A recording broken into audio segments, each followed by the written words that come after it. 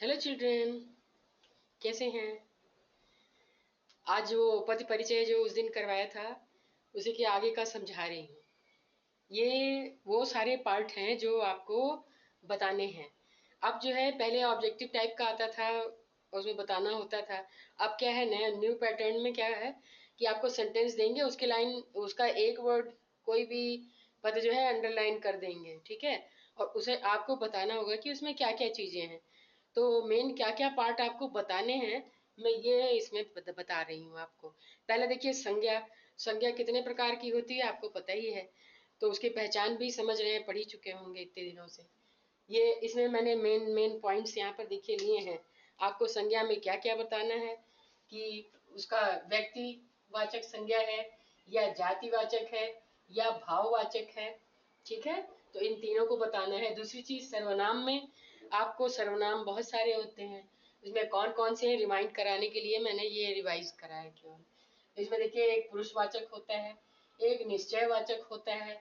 वो शब्द जो निश्चय करें कि ये यही व्यक्ति है जो हमें कल मिला था, ठीक है। तो यही मतलब ये निश्चय कर रहा है, इसलिए निश्चयवाचक। अनिश्चय कोई दरवाजे पर खटखटा रहा है, ठीक है। संबंधवाचक जो जैसा करता है वैसा भरता है, संबंधवाचक, ठीक है। ऐसे ही देखिए प्रश्नवाचक आप कहाँ जा रहे हैं। निजवाचक मैंने आम का फल खाया, मतलब ऐसे करके। तो मैंने जो है यहाँ पर क्या हो गया, निजवाचक। वो अपने आप को बता रहा है मैंने ये काम स्वयं किया, तो स्वयं मान लो अंडरलाइन है वहां पर, तो उसको आप निजवाचक में देंगे, ठीक है।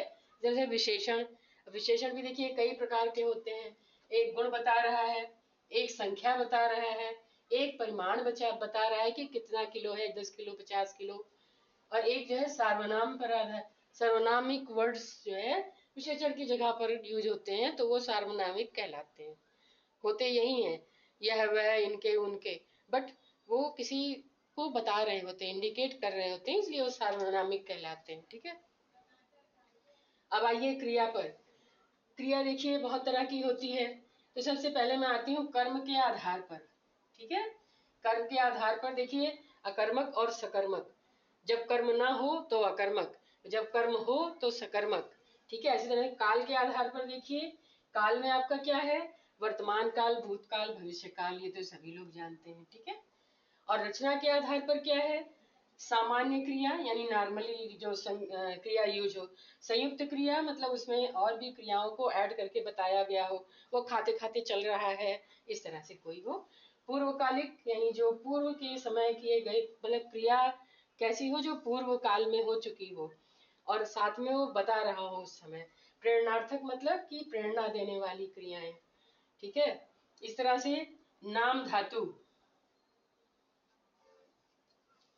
वो धातुएं जो नाम के साथ क्रिया भी जुड़ी हो, वो नाम धातु। अब देखिए क्रिया विशेषण। क्रिया की जो विशेषता बताए उसमें भी देखिए चार प्रकार हैं। एक रीतिवाचक यानी वो कैसे जा रहा है, वो धीरे धीरे जा रहे हैं, उसने बहुत अच्छा खेला, जो भी इस तरह से हो तो वो रीतिवाचक। कालवाचक यानी जो काल को बताए,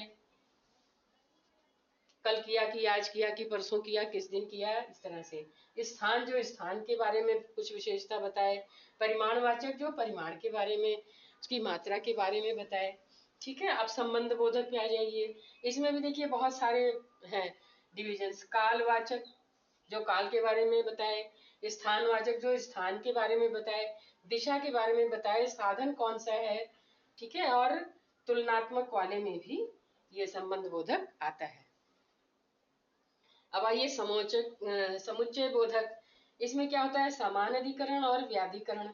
जो समान रूप से जैसे और ये सब हैं जितने जो दो तरह के होते हैं ना कंजंक्शंस, तो इस तरह से उनमें दो तरह को मान लीजिए, एक और एंड आर ऐसे करके। और दूसरे जो है डबल डबल चलते हैं, ठीक है। जबकि मैंने ये काम किया लेकिन तुम नहीं आए, ये वो मतलब ऐसे करके जो जोड़ते हैं वो आपके व्याधिकरण में आ जाएंगे। विस्मयादि बोधक में देखिए हर्ष सूचक, शोक सूचक, घृणा सूचक, जितने भी आपकी भावनाओं को व्यक्त करते हैं वो सभी शब्द जो है आपके ये विस्मयादि बोधक में आ जाएंगे, ठीक है। अब मैं आपको एक दो कहिए तो एग्जाम्पल बता के समझा दूं कि आपको कैसे बताना है, ठीक है। मैं एक क्वेश्चन उदाहरण अभी लेती हूँ। अब देखिए, ये मैंने एग्जाम्पल एक लिया है, मुंशी प्रेमचंद ने गोदान की रचना की। तो यहाँ पर देखिए मुंशी प्रेमचंद्र क्या हुए, व्यक्तिवाचक हुए, इसलिए मैंने व्यक्तिवाचक संज्ञा बताया। ये सब्जेक्ट यानी कर्ता है, इसलिए कर्ता कारक होगा, यानी ने लिखा, देखिए ने यहाँ पर साइन है, ये भी पहचान है। और पुल्लिंग है, एक वचन है। बस आप इतना ही बता देंगे, नंबर मिल जाएंगे, ठीक है।